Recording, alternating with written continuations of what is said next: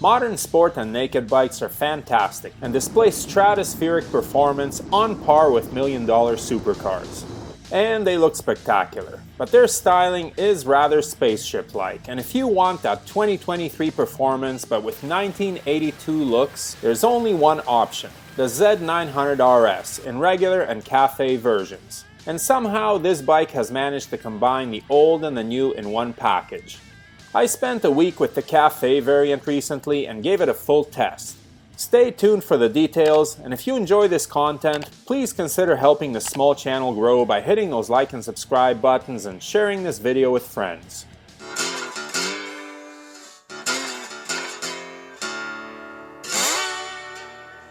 Eddie Lawson is a road racing legend who won 4 MotoGP World titles in the 80s. But before he did that, he won a couple of AMA Superbike championships for Kawasaki in 1981 and 82.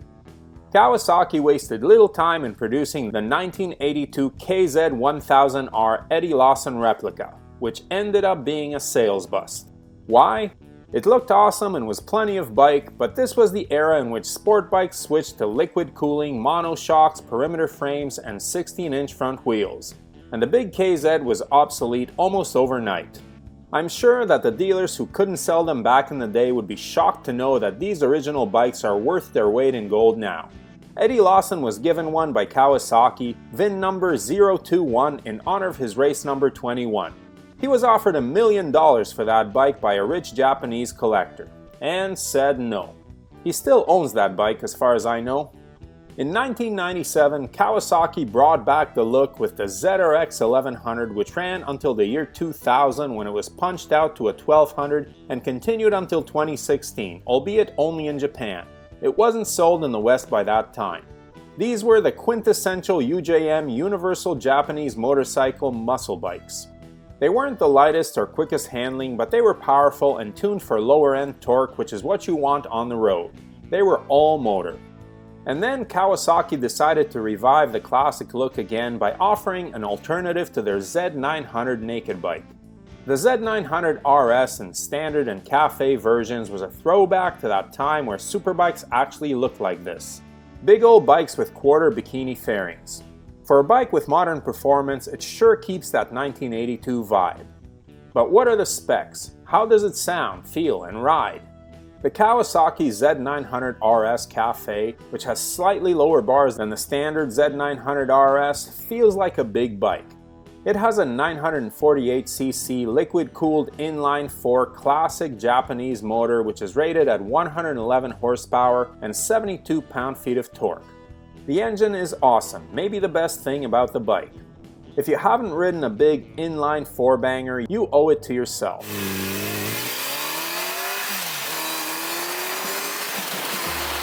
Smooth and easy at low revs, big torque in the mid-range, and a big hit of power up top as the engine revs out.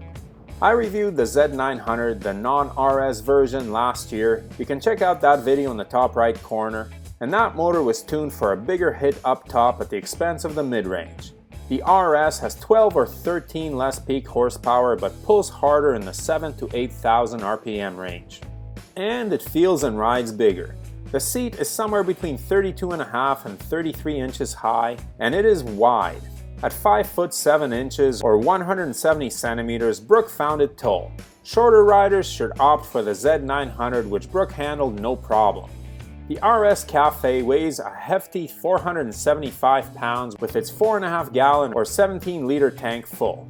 That tank will take you a decently long way. After some mixed riding, which included plenty of fast highway, some fast 2 lanes, and chill 2-up cruising, the low fuel light came on at 275 kilometers or 171 miles. When I filled up 10 kilometers later, the tank took just over 14.5 liters, which means that there were 2.5 liters left, which works out to a range of over 200 miles or 320 kilometers. Not bad for an inline 4 naked bike, as these engines tend to be thirsty. And no doubt when you wring its neck, the 4-banger gulps down the gas, but man, what an experience. The 111 horsepower figure belies how hard this bike pulls through the mid-range as it sprints toward redline. And like all Kawasaki 4s, it sounds awesome.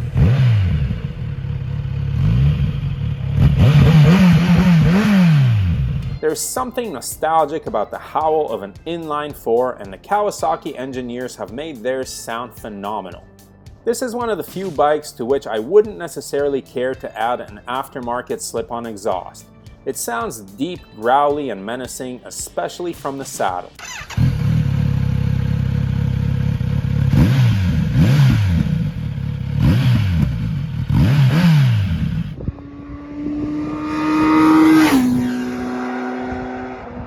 Another strength of this motorcycle is its comfort. As mentioned earlier, the saddle is tall and thick and legroom is plentiful. While you sit in the Z900, you sit on the RS version. I found the riding position roomy and natural feeling. The quarter fairing keeps most of the air blast off my chest, and I personally prefer the Cafe to the standard version of the bike, which has no fairing and taller bars. At high speeds, there's enough wind blast on your shoulders to keep your weight off your wrists. I can confidently declare that this is the most comfortable naked bike I've ever ridden. Unfortunately, the comfort does not extend to the passenger. Brooke found the passenger accommodations just okay. The back seat looks good and the saddle shape mimics the original Eddie Lawson replica, but the passenger is a bit cramped and does slide into the rider when the bike is braking or riding downhill. The handling of the Z900RS Cafe is a mixed bag. The bike is extremely comfortable in most situations, including highway cruising. It accelerates instantly, no downshift needed, and its higher weight makes it very stable at speed and crosswinds. However, everything is a trade-off, and its larger size does make it less nimble than sportier, ultra-lightweight competitors like the Yamaha MT-09 and XSR 900. The RS's plush suspension with its generous travel also makes it less solid at hard riding in the twisties. The fully adjustable fork has 4.7 inches of travel, and the horizontal rear shock, which is adjustable for rebound damping and spring preload, compresses 5.5 inches. To be clear, the RS is not soft. It can be hustled through the turns pretty fast, but compared to 900cc rivals from Yamaha and KTM, it's a bit slower steering and doesn't feel quite as on rails. It's a competent sport bike, but not a scalpel. Of course, an area of strength for this motorcycle is its look. Of all the mid-sized sporty bikes in its class, this is the most legit looking. Most of its competitors look like spaceships, and the bikes like the XSR 900 and the Triumph Speed Twin, while having some classic cues, are really modern neo-retro motorcycles. They look like what those classic bikes would have evolved into, while the Z900RS Cafe, if you squint, actually looks like it might be an old bike. Yes, it has a radiator and monoshock, but it's close, and the early to mid-80s are about the time when those features were introduced in motorcycles anyways. A lot is made about how Harleys or Royal Enfields have that old-school, visceral feel, and the Z900RS is one of the bikes that falls into that category. It feels like an old-school sport bike. Where most sport nakeds these days are made to feel as small as possible, the RS has a substantial feel. It's tall and wide and rocks a 4-cylinder engine. I've ridden this bike's KTM and Yamaha competitors, and while they feel sporty, they also seem a lot more high-strung. Of all such motorcycles, the Kawasaki is the one that I would want to take on a chill ride. You can cruise on this bike without feeling like you need to crack it open all the time. The inline-4 is typically Jekyll and Hyde. At low revs, it's smooth and gentle, but hits 7,000 RPM and all hell breaks loose. I like that quality. It's like having two bikes. On other nakeds, I'm constantly tempted to sprint everywhere, a temptation that would eventually lead to the loss of my license. So there is a lot to like about the Z900RS Cafe. However, there are some areas where it lags behind its immediate competition. As mentioned before, for absolute speed on a twisty road or the track, other bikes are half a step ahead, partially because of weight and firmer suspension, and partially because of the nanny electronics. The Z900RS has traction control and ABS, but they are not lean sensitive. There is a slipper clutch, but no quick shifter.